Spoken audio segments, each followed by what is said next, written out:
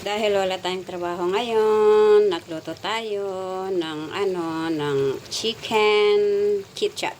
Ayan, chicken ketchup ang niluto natin, guys. Yan o. Sarap yan.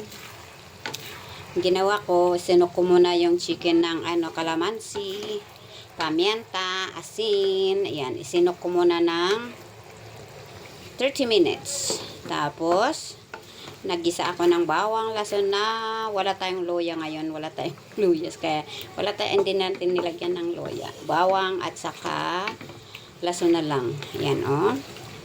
Tapos, nung naggisa na yung bawang at saka lason na, nilagay natin itong chicken na minarinate natin. Ayan, o. Tapos, nilagyan natin ng oyster sauce. Tapos, soy sauce. Tapos, nilagyan ko rin ng sesame. Ayun, bye. Kainan na.